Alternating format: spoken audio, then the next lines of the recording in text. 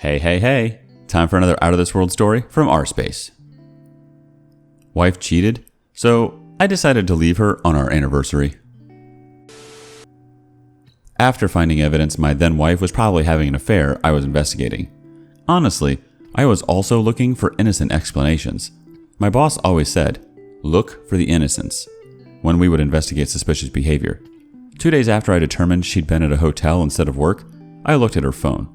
She was definitely having an affair, but the text conversation was to an unsaved number, so I couldn't be sure of her affair partner's identity. I had a guess that it was one person she worked with. I made the mistake of looking at his LinkedIn page while logged into my account. Some people have premium LinkedIn accounts that let them see who has viewed their profile. This was one such person. He noticed. He got worried. He mentioned it to my then wife. She always fancied herself smarter than she was, so she decided to just confront me about it, but couch it as, "Hey, AP was wondering why you looked at his LinkedIn page." She was fishing, possibly trying to read my expression, as well as gauge my answer. As a rule, I don't lie. I never see the need. Lying is about fear. People lie because they're afraid of something. In this case, I was afraid she'd realize I was onto her before I was ready to confront her, so I lied. Her affair partner was Mexican. I struck upon a fantastic story in a flash of brilliance. Oh yeah, I never understood Mexican last names. They're not hyphenated, but sometimes there are two. But is one a middle name legally, or are they both officially just names? I know you've said his last name is Sanchez Rubio, but his LinkedIn is just Rubio. Honestly, it was a masterful performance. Still, she insisted that I ask my questions while she recorded a video on her phone to send to him. I assume she wanted him to see how sincere I was. I don't lie often, but I'm a fantastic liar. The best part of all of this is that they both totally bought it. Completely.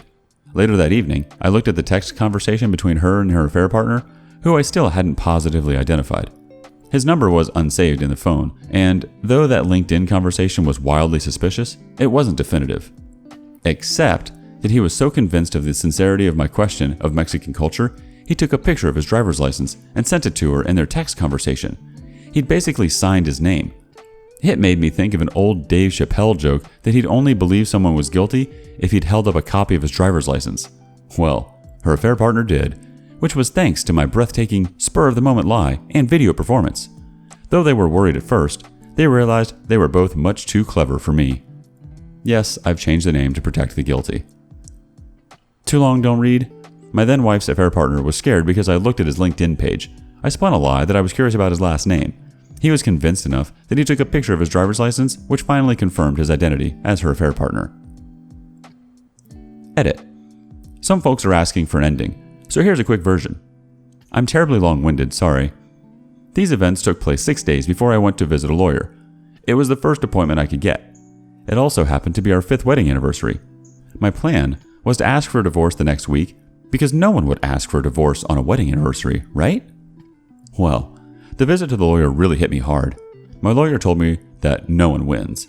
She was right. I went home from work early. It freaked out my then wife because she thought I was going to surprise her at work for our anniversary or something. Spoiler, she wasn't at work. She was at a hotel. She still doesn't know I know that. But my behavior made her very curious, so I had to tell her, I suspect you're cheating. Lawyer told me not to reveal the proof. She pointed out, correctly, that she'd been lying all this time, so she's not going to stop. Yeah, I blindsided her with divorce on our 5th wedding anniversary. Finalized 4 months later. Finally got out of the shared house 3 months after that. We share 50-50 custody of our now 5-year-old daughter. My ex-wife still has yet to admit anything, but I don't need her to. I have lots of proof. The happy ending is that I am much happier being away from her. I feel freer to move and breathe. She used to complain about even my breathing. I can do crazy things for my daughter, like paint an entire wall in rainbow colors and build her a castle. See my previous posts. I will be posting later on my zany Halloween decorations. Freedom! Side note, I later discovered that her affair partner's phone number wasn't unsaved. She just wanted it to appear that way. When she saved his phone number in her phone, she hadn't used a name, but had saved it as another, different phone number. It was reasonably clever, but she neglected to save it as the phone would have displayed it. In the US, you can write out 10-digit phone numbers as 12345678890 or, with the parentheses, 12345678890. Her phone would have displayed a truly unsaved number with parentheses. She used dashes. Admittedly, I didn't notice immediately. However, the whole game falls apart when you have long text conversations with an unsaved number. That's just weird. Alright, let's check in with some community comments. Terser78 says, "You're a great father. I'm glad you've learned to coexist with an ex who is that narcissistic for your child's sake." OP's response, "Thank you. I really try. I so badly wanted to fight for more custody, but I wouldn't have gotten 100%, which takes a lot. I ultimately chose to compromise so I could coexist with her for the sake of our daughter. I also thought my daughter would want time with her mother, even if I selfishly wanted her all to myself. I worry for my daughter, though, that she'll be hurt when she discovers her mother's narcissistic tendencies. I wish I could spare her that." Wasted My Life 13 has a quick comment. "I'm curious why she would think it isn't suspicious to record your response for him. What the hell?" OP's response? She really thought she was slick. The arrogant never think anyone can see through their lies. Her lies made me laugh, though, at how transparent they were. She'd call me to tell me she's on her way home, so I'd ask where she was, honestly trying to time it for dinner, etc. She'd tell me, "I'm just passing Target." Yeah, that Target isn't on her route home, so either she's lying about where she is or where she was. That lie was ridiculous because I knew where Target was, and she clearly didn't. And a comment from Trailblazers79. "What you said about your ex is just another reminder that cheaters are so similar, all playing from the same book. Like yours, my ex would never admit to cheating, even with a ton of evidence. And cheaters find things so small and stupid to get annoyed about to justify their cheating to themselves. You mentioned your ex complaining about your breathing. My ex always complained about my chewing. Didn't matter if I was eating something like applesauce or cottage cheese. I was chewing too loudly, even if I wasn't chewing." And our last comment from Player No More. "I don't agree with your lawyer that nobody wins in your divorce. In most places, 10 years of marriage triggers a whole different set of outcomes. Getting divorced after 5 years is way better than 10 or 20 years. You have a whole lot of assets to split. Personally, I'd put stipulations in the custody agreement about introducing romantic interest to your child, if you are allowed to ask for no sleepovers when the child is in custody. I would use these stipulations to negotiate a more favorable settlement." The OP's final response. "She'd complain about chewing too. Little bites was her mantra. I asked friends if they thought I was a loud chewer. They looked at me like I was crazy. I'm glad we're both free to chew as loud as we want." Alright, do we have time for one more? Let me check with the office. Yep, okay, we got time for one quick one. "Wife cheated, need help." Well, this ought to be good. "Hello all. I'm a 39 male, married to wife, 37 female, for 12 years, together for 14 years total. We have 2 kids, 12 and 11. In 2016, I was deployed for 9 months. Halfway through my deployment, she started to become distant. I had Wi-Fi access, so I was able to talk to her and the kids on the regular. About a month before I came home, she said she wanted to separate because she had to figure herself out. Before I left, I didn't think there were any problems that serious besides the regular marriage fussing. Fast forward to January 2017. I come home to my stuff in a car, and she had moved out of base housing into her own apartment.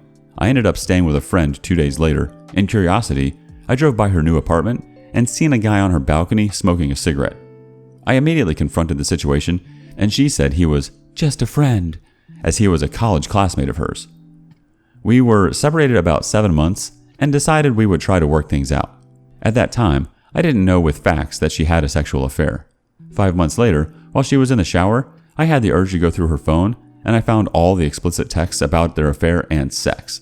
She was practically begging him to be with her, and he was basically just sounding like a typical guy who was looking for a booty call. After discovery, she tried to lie and say she didn't type that, and so on and so forth. The gut feeling I had was correct. She was also drinking a lot during that time, and she wasn't much of a drinker. The worst part is, she had my children around this guy, and even had the audacity to have this guy on my children's school pickup list while I was deployed. Well, said guy ended up getting married to another girl and had kids, leaving the state. Now it's 2021, 5 years post-discovery. We lived together up until 1 year ago, because we had a place together. Now I'm stationed in a nearby state, and we've been living separately. I keep a cordial relationship as we have children. Now to what brings me here. I'm still in pain from our marriage. She still hasn't owned up and took accountability for the affair. I honestly think she's a sociopath narcissist, so there was no empathy. She states she doesn't want to get divorced, but she is showing absolutely no effort in making the marriage improve. We are basically living two separate lives now. I'm just having a tough time letting go. I haven't dated or had any sexual contact with anyone while separated. Any advice would be greatly appreciated. FYI, I did talk to a lawyer already, and I'm looking at a hefty bill that I can't afford.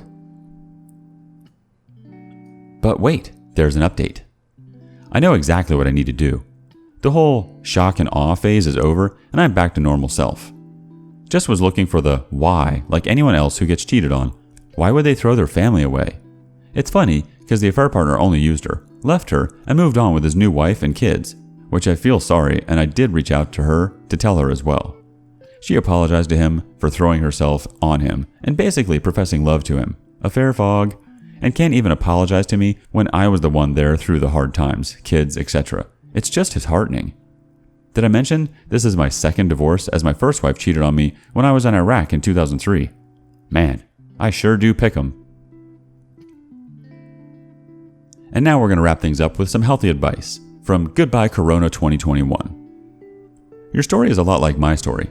Married 14, together 20. Kids 4, 6, 9, 11. 2 affairs, 1 year. Caught both times, except this last one, I kept quiet and collected evidence for 30 days since I had lawyered up. Fast forward, we both signed a separation agreement, 50-50 custody, and all that good stuff.